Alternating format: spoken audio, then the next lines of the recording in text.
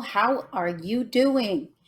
This is your host, Monica Oshana, coming to you live from Glendale, Arizona, actually. And I hope everybody's doing well. It's been a minute, hasn't it?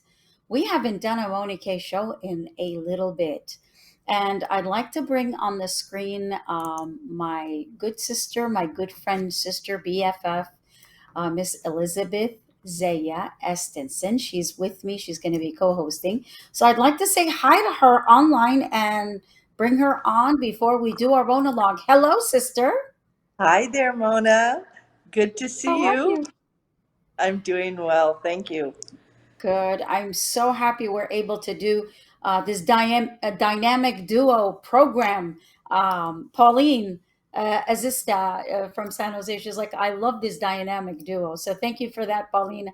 Paulina Azista, we're back with you, of course. How you been, Elizabeth? Well, I've been doing well, doing a lot of traveling back and forth. I actually went to our youth convention in Chicago, the ACOE Youth Convention. It was a beautiful event. Over 600 youth from all over the world. It was just fabulous. Wow. And everyone got home safe and sound, thank God. And Yeah, I'd love for an opportunity to discuss more about that in the future. And absolutely. yes, Absolutely. And it is wonderful to see the youth get involved and stay within of course, that was a conference youth of the church, of the Assyrian Church of the East. And we're so happy to see that year after year, the numbers are increasing as they are getting more involved in what's going on. So that's a great joy to see. right. Yeah. So I am So here live in Mesa, Arizona. I thought there I'd you, just I'm in drop that in England. there. The wonderful advantage that we have with technology, and of course, this program is coming to you from Cinnamon Production, and of course, our engineer, as always, is none other than the famous, the wonderful Fred Duman. Thank you so much, Fred, for all you do for putting us together. We want to apologize. We started a little bit later, but that's because Fred is a perfectionist and he has to have everyone looking into the being on the screen, sitting correctly and at the right angle. So we want to Right. thank you for being so diligent. We appreciate you, Fred. Thank you very much. Thank you. As you know, Elizabeth, the elections are coming. The primaries are among us, and it's time to vote. So, if you don't mind, I want to take a few minutes just to kind of preface this program so that we can start a discussion. And the title of our program today is "Vote Like Lions, Not Like Sheep." Vote like lions and not sheep. And I'm sure many of you have heard this saying before, lions and not sheep. So we'd like to start out by saying that if we want control of our elections, we must get involved. How simple can that be? If we want control of our elections, we must get involved and be aware of the issues. Not just get involved, be aware of the issues. Don't wait for someone to tell you who to vote for. Make your own decision with knowledge. The Bible says, my people perish for lack of knowledge. Knowledge is power. And so don't wait for others to give you. Yeah, it's wonderful to discuss with friends and of course those that you can share with who you're voting for. But for the most part, make your own decision by researching, by looking these candidates up because we need to know who they are because we need to have a social somewhat, even though it's an arm's length kind of a relationship. But nevertheless, if we are going to be voting these people in, they're going to represent me and you. I'm better know who they are because I'm not going to send somebody to represent me and speak on my behalf if I'm not aware of what they stand for. So, how do we choose between candidates in our own party to be the nominee? For example, right now we're having a Republican nominee primaries. And so, here's what I would ask if we are confused, in most cases, asking the right question will lead us to an organized answer. So sometimes we get afraid maybe of not speaking up or asking what is it called? I don't want to call it a stupid question because there's no question that's stupid, but you would think that, oh, they're going to think I'm silly. No, this is the only way that we're going to be, we can take the confusion out. Now, it might, our candidate might not win, just like what we saw in the presidential election. for the most part, for those that voted for President Donald Trump, didn't get our wish, didn't get our vote. But nevertheless, we still remain Americans. We have forgotten that we still remain Americans, even if we're disappointed, even if we're angry, even if we're mad, even if we're frustrated with the political system. We remain Americans, and Americans don't give up. And Americans continue to move forward. And Americans fall, but they get right back on the horse again. So there's a saying. The other day, Elizabeth and I, while we were preparing for this program, we're talking about how we are lions and not sheep. And of course, everybody understands that terminology or that saying. But the simple translation, of course, we are leaders and not followers. And our as our Constitution dictates or starts with we the people. It doesn't say we who give our power over to someone else, but it is we the people. And as such, we are the people, the lions, the leadership of this country, and not sheep to be given specific directions to our path. We're not told go this way and that way. Now, if we are told, then we need to reassess our values and our position to know, am I listening to someone that's telling me what to do, or am I making my own decisions? My Where wife. there is sheep, where there is sheep, I'm sorry to have to say this, there is socialism. Because only socialism dictates to people where, when, how, and who to vote for, really. So where there is sheepishness, there is socialism. Where there is we the people is the republic. So are we the sheep, or are we the lions? And so that's the differentiates between who we are and how we are going to vote. Our program monologue, which many of you that followed us know that I call it my monologue for today, is about how to vote like lions and not sheep. I must vote according to my own values, my conscious of my own ability to decipher between what's right and what's wrong. We must choose according to that.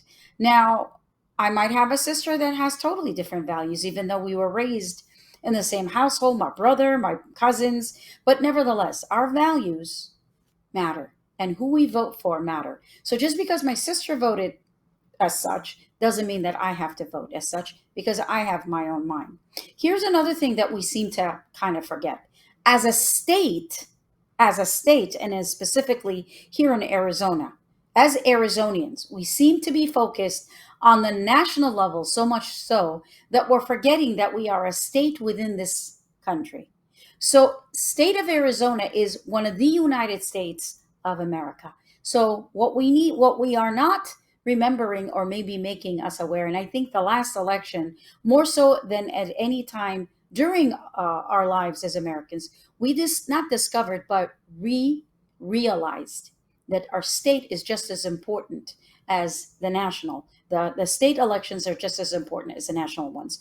We have state level legislatures in the House and the Senate that we need to make sure we keep red. So there's and we are part of a coalition called the Assyrian American Patriots Coalition, which our motto is "Keep Arizona Red." So we need to understand that Arizona must remain red in order to serve the country as a red state, as Republicans or as conservatives. During the last election, our local legislatives, or legislature, I should say, were not clear as to the level of authority that we had on the state level to deal with what happened during the election that ended up dividing the country. We're all reeling from the election, from the presidential election from last time. Those that believe that President Trump really won, and those that believe that, of course, our current president, Biden, won. So it divided the country more so than it already was. And it didn't just divide us on party lines, it divided us on many levels. And so, why did that happen? Is because nothing like that had ever happened before. And so the legislature did not realize that they had more power than they actually knew. And there were many discrepancies that created confusion where people started to doubt the results. That is the reason why there was so much chaos. And I, as understand it, speaking from the legislators and being in the meeting the other day with the Republican Legislative Victory Fund, as I am the one of the we are one of the coalitions in the Assyrian American Patriots, we were able to understand that there are many bills that were passed to correct or enforce security of our election. So many of us that are avoiding from going to vote or have been disenchanted or disappointed from the last election, just know this, that the state of Arizona on the local level, the legislatures, and if you know, there is the House of Representatives and the Senate on the local level. They've passed many bills, and we will have chairman of the RLVF, whose name is, and I have an honor to be working with Mr. Jonathan Lyons, Chairman Jonathan Lyons, who's going to be on the program, if not next Tuesday, probably the following week, because I know he's traveling, to discuss this further, to see what changes have been made to secure our election and to give confidence to those that had no confidence whatsoever, to say, am I going to vote again just so my vote will not be counted?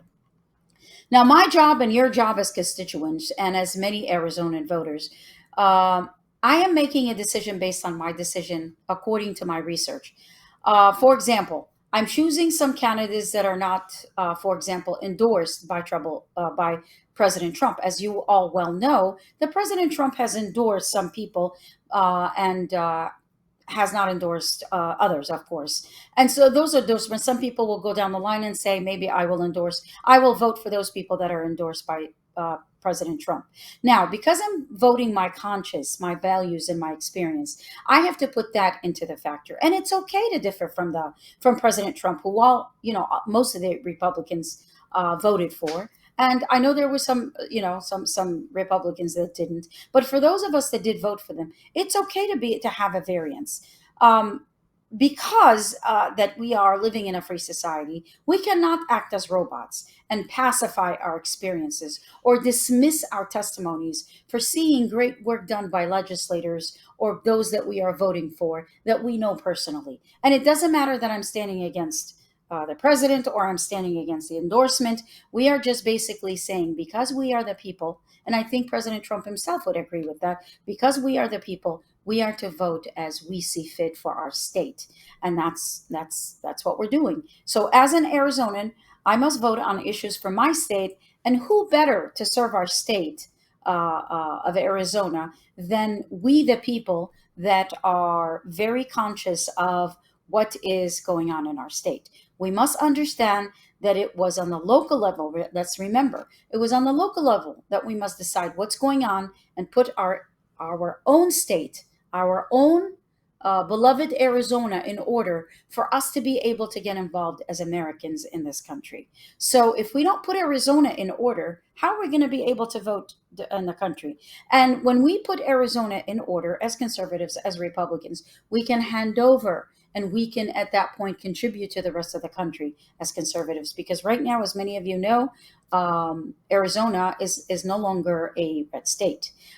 It is not clear red. And so we're waiting to see what happens. So it is very important that we as conservative Republicans go out there and vote. This is why, as a coalition under the Republican Legislative Victory Fund, we are striving to take to the state level and make people aware on the state level to understand who better to send to Washington or better to serve us than one of us, to choose one of us that has been through the trenches, that has been through the knocking of the doors, the picking up the phone calls and calling people and volunteering, really, than one of our own. So today we want to differentiate between the local Republicans Party and the National Republican Party. There is a difference because, as I said, we seem to forget as a state, and I'm not just talking about Arizona, but I happen to live in Arizona, so therefore I'm going to be talking about Arizona. My sister and I were going to be talking about that. But there is a difference between the national GOP and the local GOP. And if we can start with who the Republicans are, let's go ahead and watch this video. In unity, there is power. On March 20th, 1854, those who fundamentally believed in human freedom and the dignity of the individual unified with a common purpose in Ripon, Wisconsin, and changed the world for the better. For over 165 years, the Republican Party has been the most effective vehicle we've had to advance and defend our American values. Through bold leadership, our party ended the scourge of slavery and established citizenship for liberated former slaves. Later, a Republican-controlled Congress established Yellowstone as the first national park in the United States. Republicans elected the first African-American governor, the first woman to the U.S. House of Representatives, secured for women the right to vote, granted citizenship to Native Americans, elected the first Hispanic member of the U.S. Senate, saw the first woman to serve in both the U.S. House and Senate. We enacted the Civil Rights Act, appointed the first woman to the U.S. Supreme Court, provided firm leadership that collapsed the Soviet Union, ending the Cold War, and built the strongest military the world has ever seen to defend all that we have created. These are just some of the historic accomplishments of our party, and together we will accomplish even more. As we look back at all that the Republican Party has accomplished and imagine where America would be if we were not in this fight, one thing is crystal clear. We must fight on. The Republican Party is the big tent we gather under to develop, share, and implement the bold policies that have advanced human freedom. It is the infrastructure that we and our forefathers have spent over 165 years building. Through that hard work, we have a platform in every state that gives those who will add to our party's historic accomplishments the best chance to do so. The Republican Party is the big tent that puts America and her people first. As Republicans, we know that as we practice the principles of unity, bold leadership, and perseverance, our best days are still ahead. Join us as we make history and build an even better and stronger America together. And there you have it, Elizabeth. What do you think? What's your reaction? Well, my reaction is since 1854, the Republican Party has been going strong, protecting our rights and our Constitution. And I could go in many directions from here, but I'm going to let you lead and I will follow. No, but you know what? I really want to speak on the fact that I just took some notes as I was listening to that. I mean, freed the slaves, first African American governor, woman elected to the to Congress, first Hispanic to the Senate, Civil Rights Act, first Supreme Court who was a woman. I mean, the first in many respects, and here we are being labeled as racist, as you name it. I mean, it's like we are. There's nothing more than racism behind our name as Republicans, and here we are having all of these contributions that we've made Yeah, to society. racism, the elite party, the party of all white males. Um, However, that's not the case. The Republicans are in every race, every corner of this country. And let me go off that because I want to date back. Now, I'm recently moved here. It's been a year now that I'm an Arizonan. And prior to that, I was a born and raised Californian who married into a family that was a pioneer family of California. And they came in 1848, and we've been in the same neighborhood, same location within a 1 mile radius of the main homestead, and we moved. And the reason why we moved is because the politics of California have gone so far left that I wasn't recognizing my hometown. And it was a very hard decision to make, being that we were so well rooted. I thought I would live out all my days in the home I was in, and I never thought of ever moving out of California. However, being that I have children to raise and seeing what we thought is the right thing to do ended up being the wrong thing to do, and the criminals are now the oppressed, and the victims are the ones that are at fault. So I was having a hard time with that, and not just that, there was several other things that were going on in the city and in the state, and the laws that were being passed by the state were they they were they were I can't even put a name on it, but they were so outlandish that I thought, okay, my husband and I made a decision. We moved our business out here, and come to find out, there's problems in every state. But that's why we have to get involved. Yeah. And that was the first thing I decided to do when I saw you, and I remembered seeing you during the campaign of 2020, and I thought, I want to talk to this woman because she's got it together right now, and I need to get involved to help her out, and she could help me out, find my Yeah. path, find my direction. So that being said, and I wanted to go into this directly. So, being an American born is very it's very easy for me to know how the avenues to go to find out information. But being someone who English is their second language, and they've come here and they need to learn how to get involved, how to vote, who to vote for. I remember growing up, I used to rely on my parents. Well, whatever they said, okay, yeah, I'm 18 now, I'm going to go vote.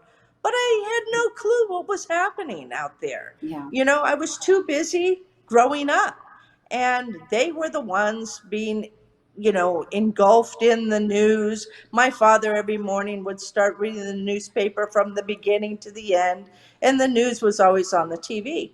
But, looking back now, I never realized that you could have a very conservative program on and you could have a very liberal program on. You never get that fair, balanced center.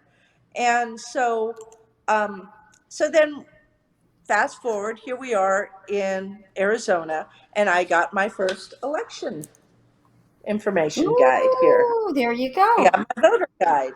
Well, you know what? When you look at it, it's overwhelming.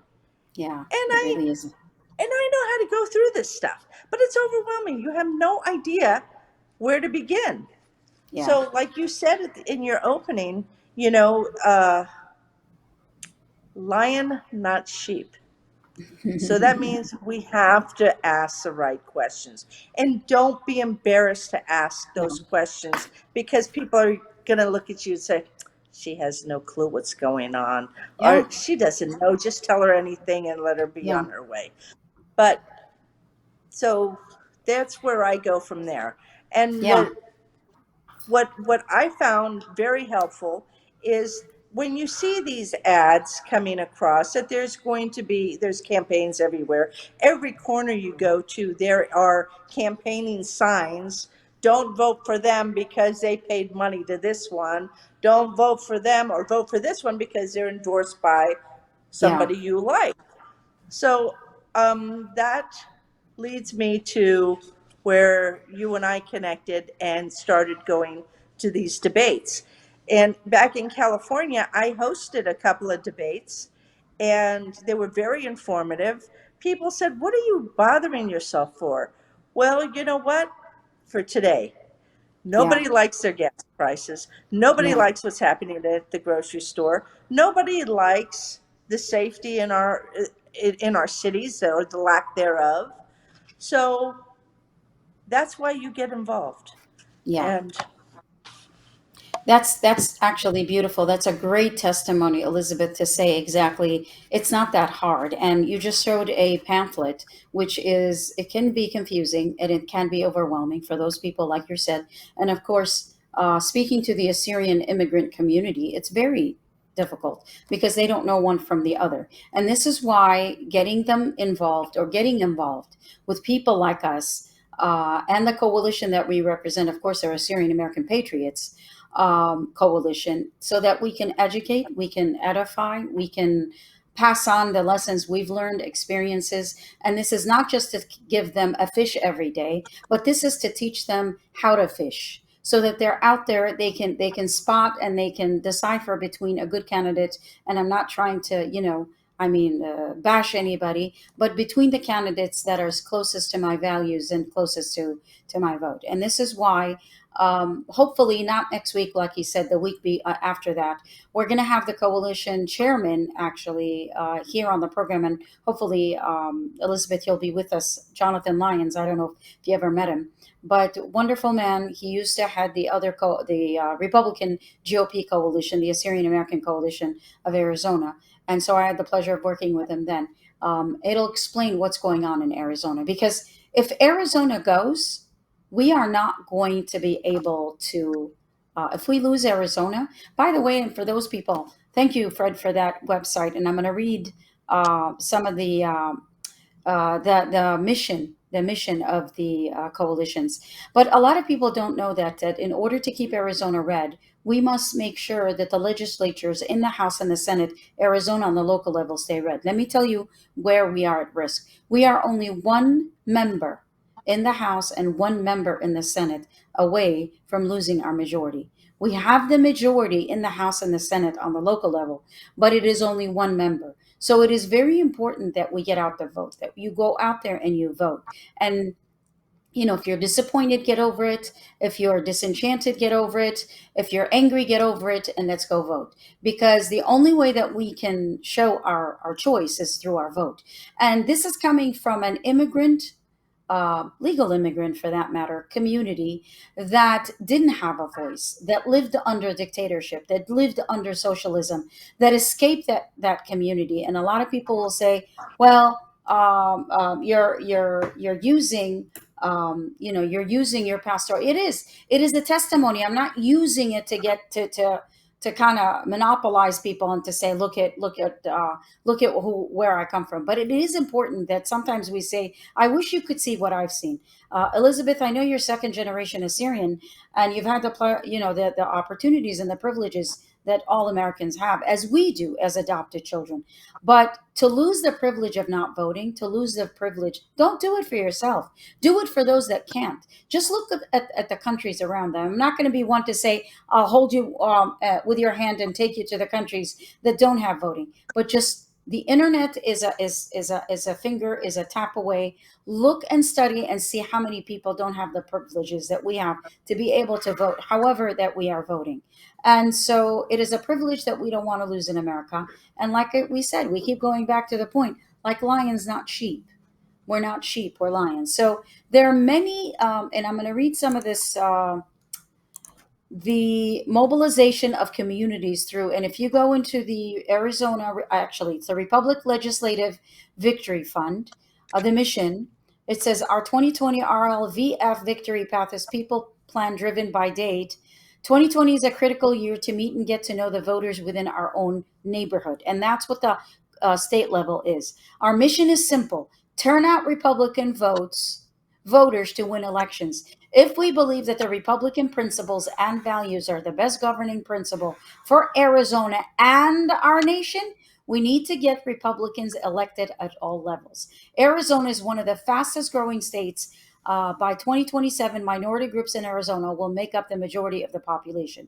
We need to focus on building coalitions to target and bring together all of the communities to keep Arizona Arizona. Now, I don't know if you can see it on the screen, Elizabeth. You see where it says our coalitions? Here's ours: Assyrian Patriots Coalition. 1, 2, 3. The third one down is ours. Right.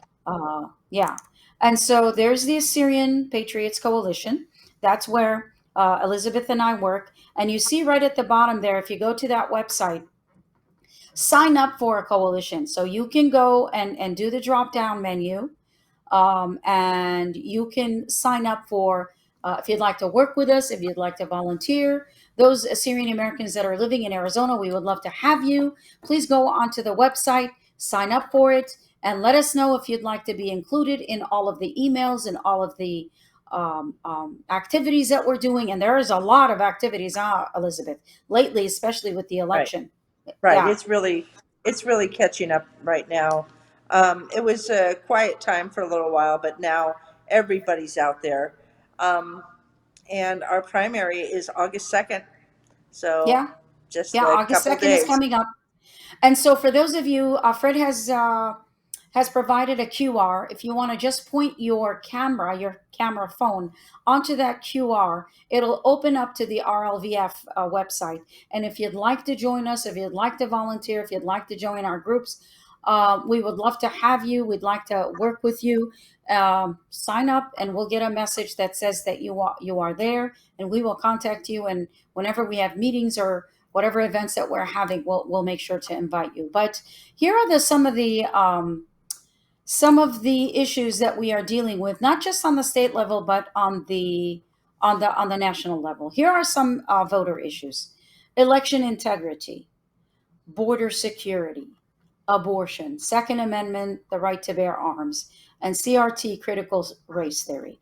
Now, if we would like, let's go one by one, Elizabeth. What do you think about election integrity? I mean, we've always talked about election integrity. This year, I think they're actually doing something about it. Well, I hope they are, because it was pretty bad. I mean, at the time of the last election, I was still in California. And I mean, all eyes were on Arizona. It was a hotbed.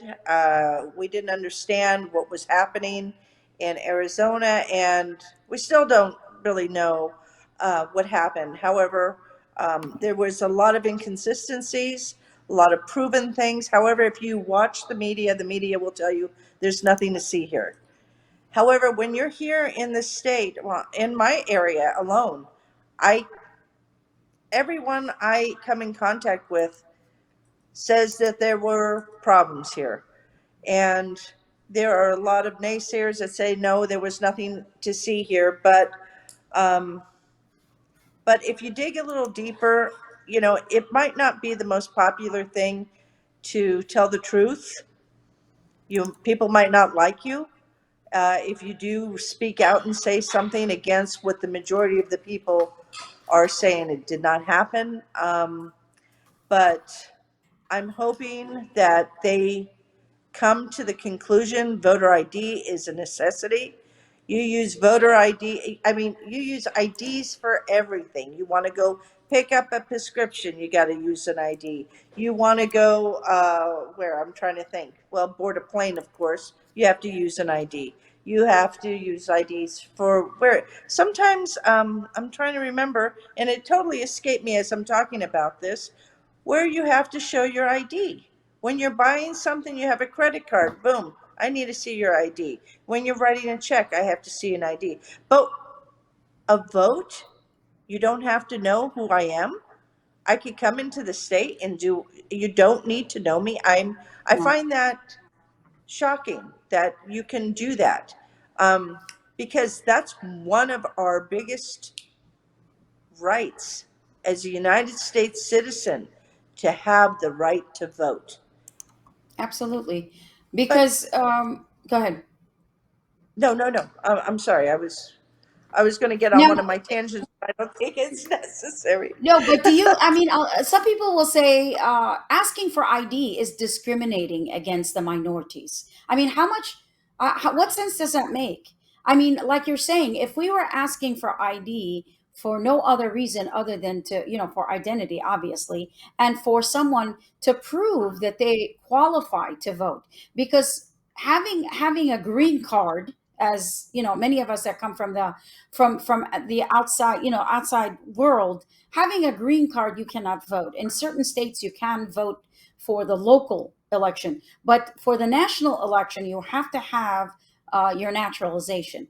And so, asking for ID, can someone please explain to me how is that discriminative? How does that make We've been a sense? little too sensitive of discrimination. Yeah, If we or go to another use it country, too we loosely. walk in, okay, if you wanted, okay, why is it if I want to fly to another country, I have to show all forms of ID, right? They match my card with my ticket. Then I have to go through another passageway, show my ID again, and I get into their country. Why isn't Absolutely. everyone? I mean, it makes no sense. And when I was listening to somebody the other day, this leads me right into the border security. And I'm sorry, I'm kind of jumping ahead of the plan here, but I'm going to go into this border security because we are very close to the border here. And I, even though we think everything is safe on the up and up, and they're pretty good here with the police force is pretty on top of things here, but I still worry. The human trafficking is out there that Absolutely.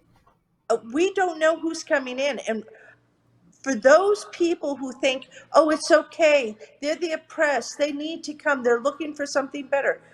You don't think they're emptying out their jails to get rid of them because jails are so overcrowded that these other countries are just dumping out their criminals saying, we won't do anything else to you but make a straight line for the United States, stop nowhere else, go there, and you're free to go. Absolutely. I, I think about this and I'm like, where are these hundreds of thousands and now they're saying millions of people coming from? They're not all Yeah. just coming out of Mexico, right? They're No. and now they're here and we don't know who they are. You get up to, us Assyrians get uptight when we're having a party and then we see some people walking in, we don't know who they are. And we Yeah. say, wait a minute, we know all the people that are around here and who are these ones coming in? Are Yeah. they And safe to be see, here? Right? exactly. And so for I those mean, of us that have it, that's probably not the best reference to make or yeah, comparison, yeah, but I'm just appalled that people think it's okay. It's not okay.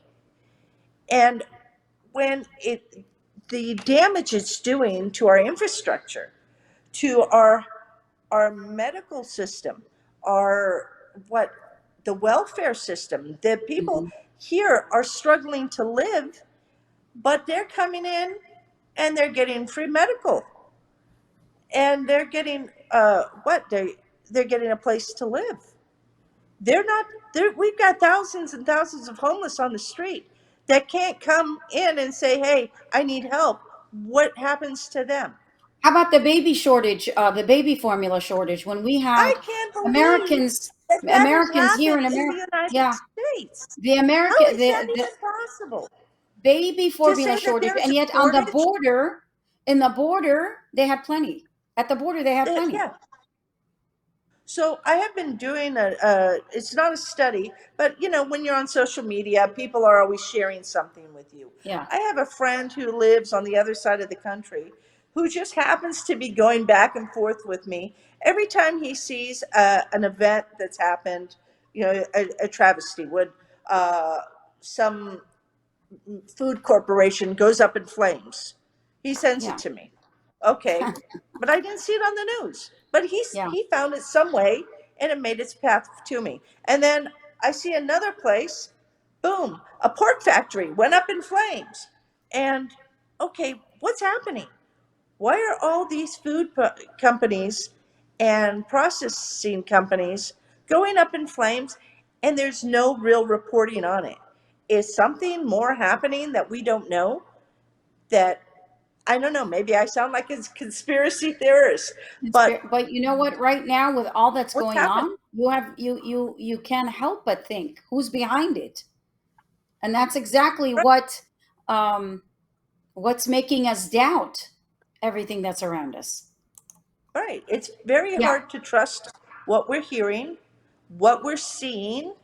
I says smoke screen mirrors. yeah, I don't yeah, know. Is it yeah, to deflect what is really happening in front of us?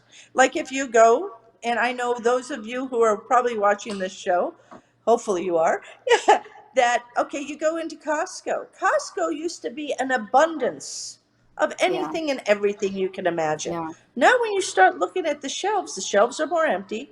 And not only are they empty, you've lost your variety. They'll come in with a shipment. Let's just, for example, olive oil. They used to have 5 different types of olive oil. Now you have one, and they've spread it all the way across the shelf. So you think they're full, but it's only one item. yeah. So I know I jumped the gun and you No, get me no, on my that's tangent okay. that I can't. I'll go in many directions.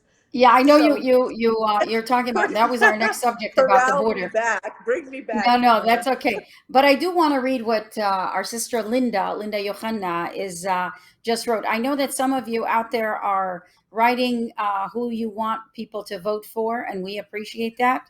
And thank you for all of your responses. But I just wanted to read, and it's very important, especially for an immigrant community like the Assyrians, Americans.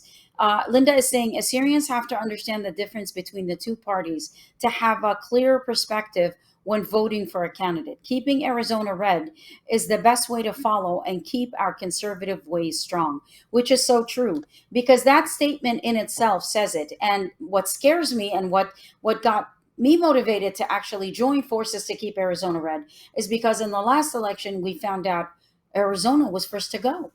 I mean, we're usually the one that people are like they depend on. As someone was saying to us, where Arizona goes, the rest of the country goes. Well, where Arizona went, the rest of the country did go because it went blue. And so that is why it is so imperative. And I guess, again, I want to keep repeating to the fact that we are involved in the national GOP elections. We care about who's in the White House. We care about who's going for it. As a matter of fact, we have been volunteering for many of the congressional district campaigns to make sure that who goes from Arizona and sits in Congress. And we are hoping that the House and the Senate is taking over by an overwhelming takeover by the red wave. We wanna see the red wave. But here's the thing: we have to start at home. I can't go cleaning out my neighbor's house unless I put my house in order. I have to start at home, and my home is Arizona. And we forgot where our duties lie in Arizona. And thank you, Linda, for saying that. Again, I just want to remind everyone to understand we are one member of the House, one member of the Senate on the local level of Arizona. That will actually, the red will lose its majority. And that's very important. And we want to bring focus to the state because I think we've been neglecting our states, not just Arizona, but every state. So it's time to focus at home and to discuss it. And as you say, one of the things that a lot of people that have been interviewing us when we go throughout, whatever debates or whatever events, political events that we are, the one thing when they understand Assyrians being Assyrian Americans being, for the most part, immigrant community, the one thing that they ask us, I always answer the border security because as an immigrant, my mother, and we always tell the story, my mother got us all out of Iraq from under Saddam Hussein's regime and risked her life, risked our life. My dad risked his life so that we can come here. We went to Jordan. We came in the right way. We didn't jump walls. With all due respect to those that are jumping walls or escaping their countries, I have something in common with them. This is not to kind of bash on them to say, I'm better than you. No. But there are those that, when we left a lot of hardship behind. We left a lot of suffrage behind. We left a lot of persecution behind. We left a life of trauma behind. We're coming to America to find a country of laws, a country that has borders, a country that has security. And when we know that that is at risk, I'm afraid.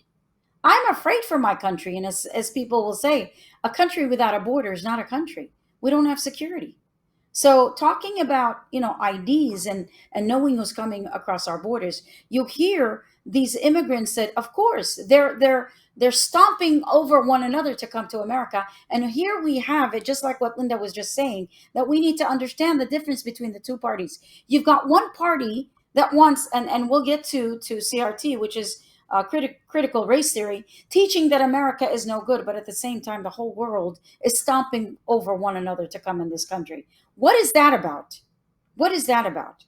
Why would the people of the world envy us for being able to live as Americans? And yet we've got our own party, which is a Democratic, the other aisle, we should say Republicans and the Democrats hating on America. What is that about? Are we still in America? I don't know. It's mind boggling to me. Right, right. You have that. You have that basketball player who's currently trapped in Russia, Yes. who had bashed the United States. She she thought the United States was a suppressive country. I'm not going to put words in her mouth. I don't have the exact words she used, but I do know she was hating on America. And now she's begging America to step in and free her from many years of imprisonment, which she's facing in Russia.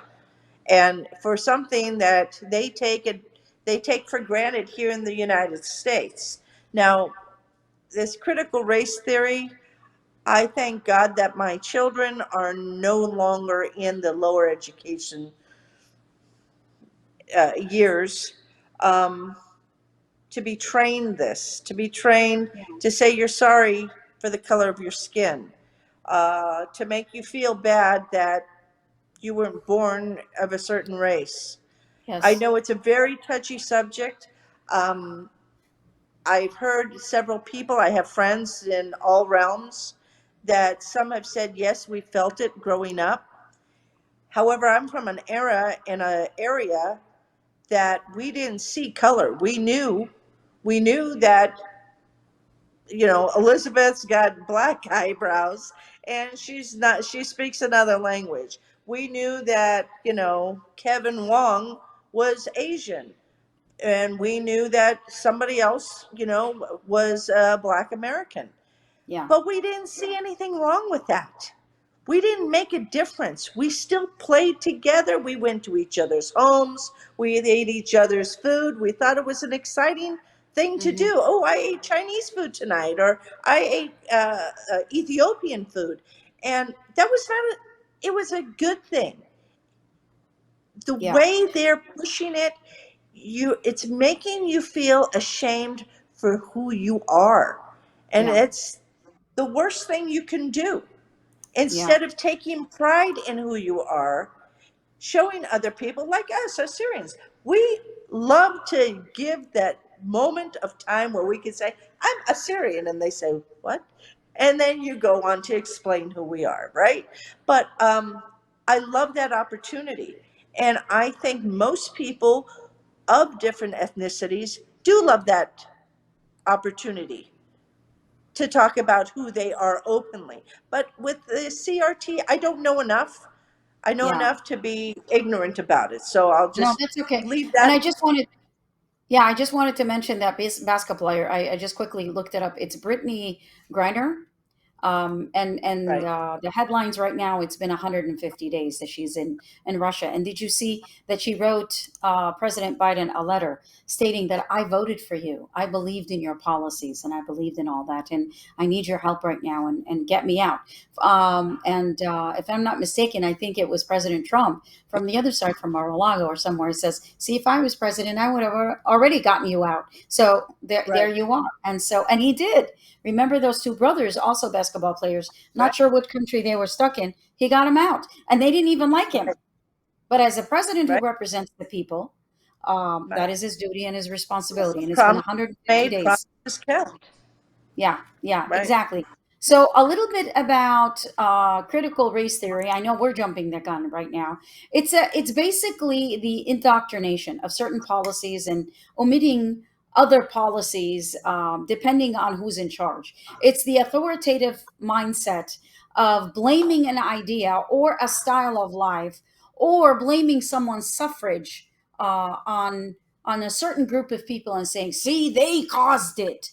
It points to a problem and says, and not only it points to the problem, but it also points to the cause and tries to solve it by saying, see, if this mind frame, if this whiteness, or if this blackness, or if this characteristic, or if this color of people disappear, then we can solve our problem. By the way, I've studied enough about Ba'athism. Ba'ath was the regime of Saddam Hussein, and Ba'ath, when it was first created, their motto or their theory was that if you wanted to eliminate an idea from the mind of somebody, you must eliminate that person. So it was the theory, or the practice of Saddam Hussein, that if we wanted resistance to disappear, he basically executed all of his opponents. And so, and it is a socialist mindset. Critical race theory is fast becoming America's new institutional, what they're calling orthodoxy. And this is written in the March 2021 Critical Race Theory, What It Is and How to Fight It by Christopher Rufo, founder and director of Battlefront. What Christopher is saying, yet most Americans have never heard of it. And those of us, and just like you, Elizabeth, you just said, and of those who have, many don't understand it. It's time for this to change, only because critical race theory is what's happening in our country right now to indoctrinate our children. Because everybody seems to know that the way to change the future is to go to our children, and our children, who are the future. I mean, they're teaching us, they're telling us how old-fashioned we are, how our mind is closed, and how we're narrow-minded. And so children will do that. So what do? They go to the children in the schools. And this is why, again, I bring it back to the theme of our discussion today. It's very important. Right after the election of 2020, you know what people started to do? They started to talk about city councils. They started to talk about school boards. They started to see that there was so much indoctrination about children. Parents Right. who had children in the public schools, children were coming home speaking another language, and I'm not talking about in the literal sense of the word, but speaking a language where they were not living their values. They had a different value, and that's what critical race theory is. They're changing the minds of our children to create animosity between the family members, so that the parents are no longer the parents. They're actually enemies of the state, enemies of the, Right. the freer thought of mind. So critical race theory is one of the most dangerous theory that is being spread in America. And it's not being called socialism. It's not being called, it's still, it's critical thinking. It's critical thinking about the ways of life and what we are. And so this is why, again, for the first, I'm not endorsing anybody on this program, but I will endorse one person who's a nonpartisan race, who is, and I'm going to be playing a video of my friend and my sister, Farhana Shifa, who is running for the Chandler City Council. It is so important to have people that have values that go back to a root of conservative values that are on these council meetings, so that our cities are not taken over by liberal mindset. Our cities from the bottom on the local level are not taken.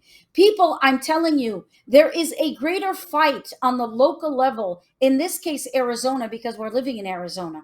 This is why you escaped California, Elizabeth, is because not enough people were joining forces. And for the most part, you can't join them. If you can't beat them, join them. You can't. I lived in Chicago. I lived in California. I know the liberal mindset. Not to mention, we lived in Iraq. So we escaped Iraq, we escaped Chicago, we escaped California. And thank God we're in Arizona. But we're about to lose Arizona. And the country, where will the country be if we lose Arizona? If we lose those red states? So this is why it's important that we need to elect people on the local level. So I encourage all of my Syrian American patriots and brothers and sisters, those that are in Chandler, I encourage you to vote for Farhana Shifa. And here's Farhana Shifa in her own words, if we can play that video, Fred. I'm Farhana Shifa. I'm running for your Chandler City Council. A vote for Farhana will keep Chandler's community vibrant. How? We need to invest on our park, recreation, and family-friendly environment that you love. Also, all the thriving businesses need to outshine in our community. Let's work to address the homelessness with compassion and be more innovative and creative to resolve the affordable housing issues. Not only that, let parents choose the right school for their own kids. Keep Chandler nice for all families.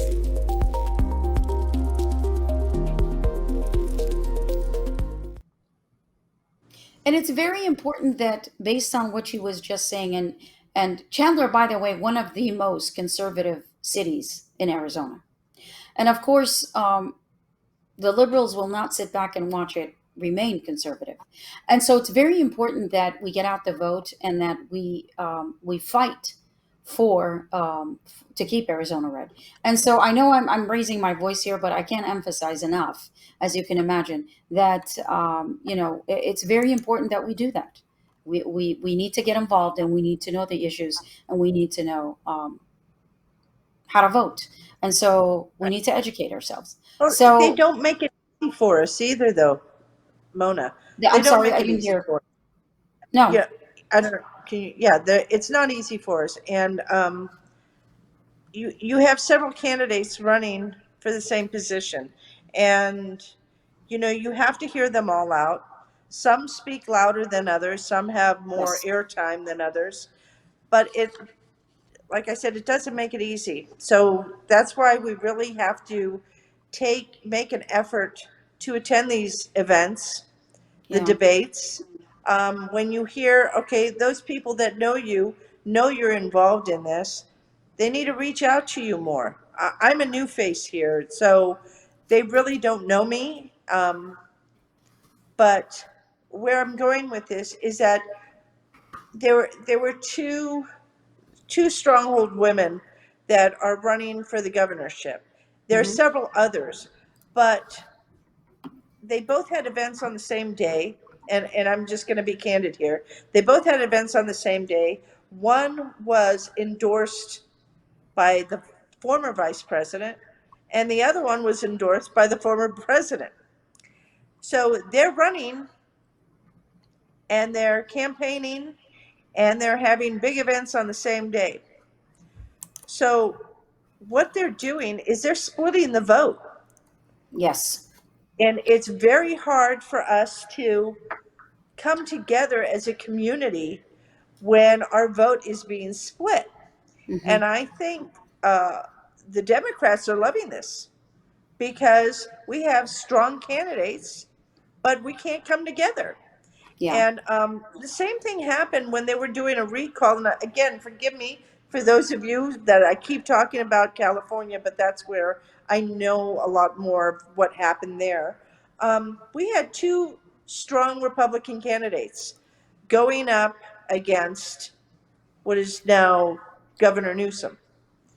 And we thought, okay, we have it in the bag. Well, there was one down south and one up a little further north. And Hmm. you know what? It split the vote. We lost. Governor Newsom has it.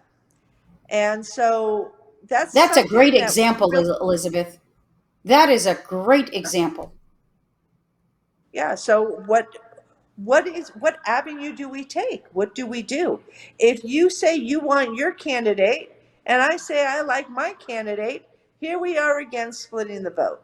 So we Yeah. need to come together collectively, pick out the things that are most important to us as a community, and start looking at the progress report of the people that are running. And Absolutely. like you And said, you're not endorsing anybody here. I'm not endorsing anybody. I still need to learn about them. I don't have much time, but yeah. we're coming down to the wire. But the thing is, once that person, we will know who that person will be Yes. very shortly. Yeah. We have to rally behind the Republican candidate Yeah. And just like and with the really put presidential an campaign effort. of, and Yes. just like with the Republican campaign in 2016, when there was what, 15 Republican candidates, and it went down to, and many of us will probably say Trump wasn't my first choice, but when Trump became the nominee, we all supported him, and we all endorsed him, and we all voted for him. And if Trump was to run again in 2024, we're looking forward to it. We'll be right there again. But we need to make an educated decision, and we need to do this. We need to choose a candidate, and this is where our research comes in. We need to choose a candidate that actually will take the Democratic nominee head on. Because here's another indication that how do you know that when someone is stronger than the other? The Democrats actually play a role in nominating the Republican candidate or the Republican nominee. Do you know how you know that? When they are backing up a certain candidate, you know what they want? They want that candidate to win. Why? Because it's easier to defeat that candidate. So what they do is they push and they endorse indirectly a certain candidate so that they can make sure their candidate wins. So what the Democrats do is get involved in our nomination. They want the weaker nominee to actually win the nomination so that they can win. So it's like what you're saying. It's hard enough as it is because nobody makes it easy for us. But at the same time, we're making it hard on ourselves by dividing the vote. Like you're saying, at one point, Trump and Pence were both on the same ticket, and we voted for them twice. And so that's the elephant in the room. So when you have President Trump endorsing one candidate and Vice President Pence endorsing another, what do? We're splitting as well. So, and that's why we should not tie our loyalty to one human being. Our loyalty first, of course, is to our state, our country, and so that we can become better aware of the policies, and the policies will actually drive us. Now, we don't have much time, so I want to get to the next two issues, which I think this is right in your neck of the woods, Elizabeth. So I'll let you talk about that. Second Amendment, the right to bear arms. Oh, how is that in my area? Well, that's been a hot topic for many, many Yeah. years. But why is it the Second Amendment? It is a very important amendment. And those that are fighting wholeheartedly against the Second Amendment just happen to be those that are fighting wholeheartedly for abortion. So Yeah. it's kind of I know I jumped out of that, but the No, Second that was going to Amendment be our is next very, subject, so we might as well take them yeah. together. Okay, so, well, the Second Amendment, they say that, oh, gun laws are so laxed.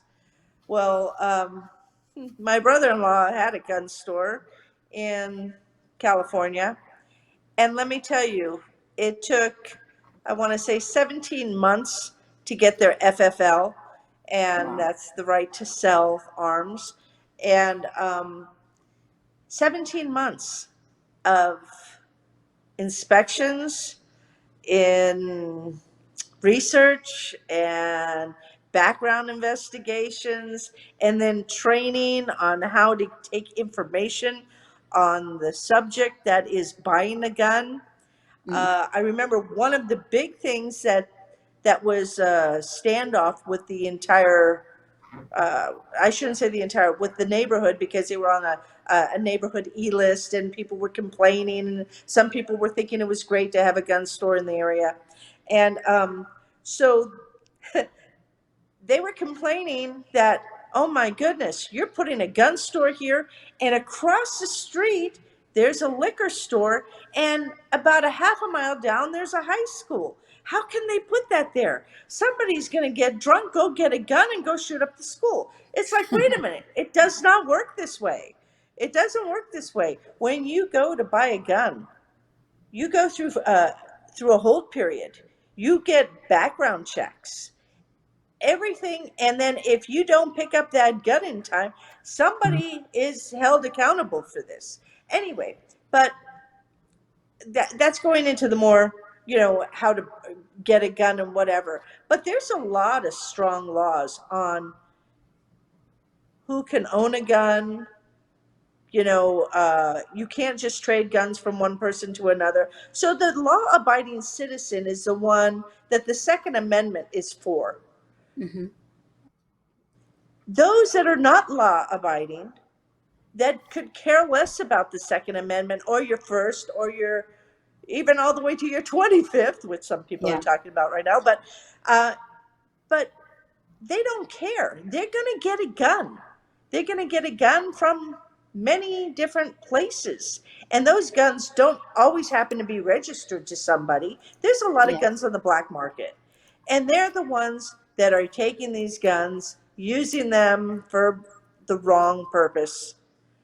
And they're giving the bad name to the legal gun owners who have a right to have that gun. And somebody had even asked me, oh, does so and so have a gun? And I'm like, Yes, I believe they do. And I'm not, I'm getting kind of vague here. And they said, well, why do they own a gun? And I looked at the person, I said, because they have a right to own a gun. What does that Yeah. mean? What kind of question is that? So, for whatever your reason is, the Second Amendment is very important. The right to bear and your bear arms. You have a right. And that, I think, is one reason why this government is having a hard time, this current government, taking more power away from the citizen and regaining it to the government. You need to be more in fear of a very strong government as opposed to having a strong, I lost my correct word for it, the Patriots. But I didn't say that It's right, like but you'll correct me. I got, you know what I had, and let me actually quote Ronald Reagan. He said, Yes, um, "The government is not the solution; it is the problem."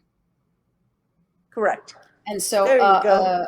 Good yeah, Reagan. because it is exactly right. That's why the founders wrote the Constitution in the way giving the people the governing power. And so sometimes what Right, happens is we lose our diligence, or we take our eyes right. off the, off the road to say, I'm just going to go vote how my sister's voting, how my brother's voting, or how Elizabeth is voting, Harmona is voting, and then take our eyes off the fact that, was this person really the person that we really needed to vote for?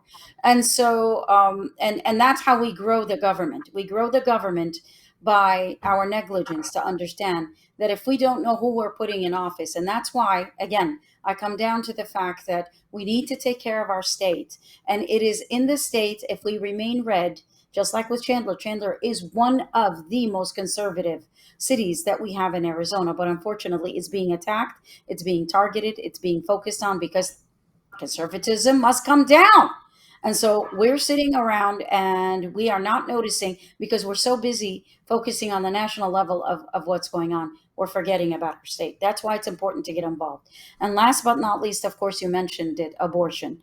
Abortion is close and dear to my heart because as a mother, of course, abortion is nothing more and nothing less than the American genocide against humanity, against our children that have not been born.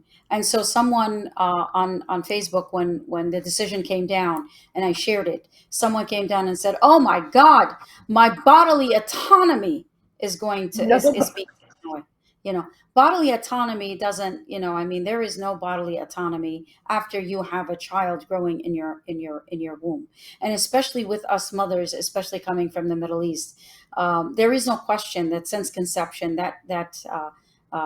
what's happening with the egg and the sperm coming together is nothing more than exactly what it is. A baby is being formed, a child, a human being is being formed, and so for us to deny that because we want to fit into the liberal mindset or the Democratic Party, and again, it comes down to knowing the difference. And I want to quote again my sister Linda saying, knowing who the Democrat Party is and what the Republican Party stands up for.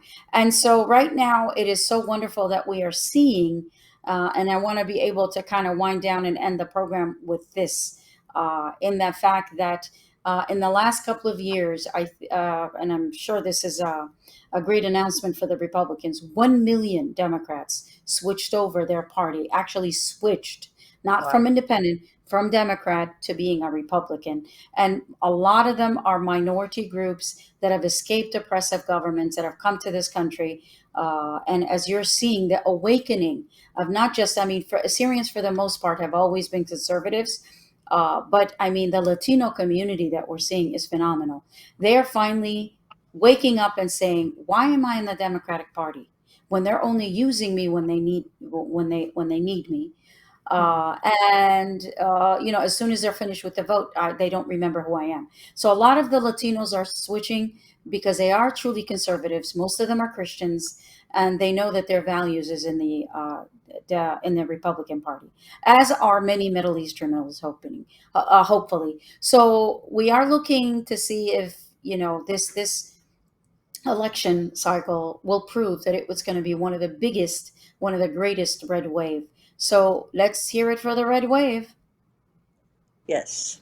So I wanted to just add something there, if I may, about abortion and Roe versus Wade. People have taken the decision way off course. Um, Yes. take away abortion, the right to an abortion. No. They No. just turned the laws back over to the states. Now, Exactly. depending on your state, whether it is an abortion state, a legal abortion state, or it could be like Arizona, and I think there's like 13 other states or 12 other states that have a Yeah. trigger law.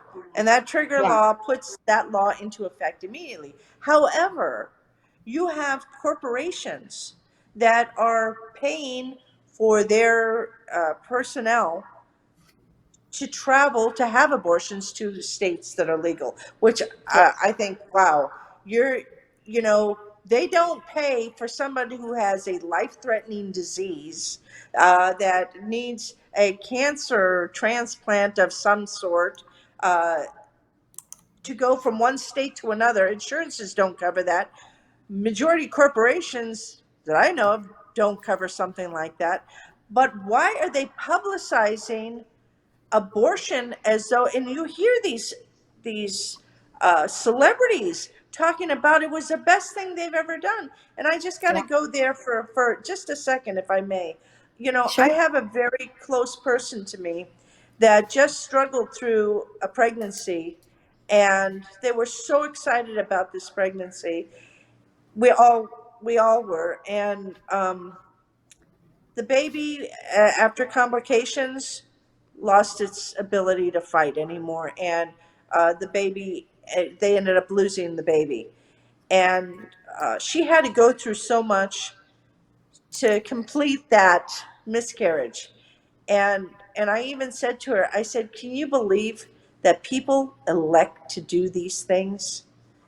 And it's just like we were both dumbfounded at that people actually want to go into these late term abortions and all that other stuff. But just saying that, sometimes I think instead of preaching so much about abortion, let's preach some more about abstinence and being Hmm. more responsible about what's happening to your body. And I understand that there's incidences which make it's a very uncomfortable subject for me to talk about.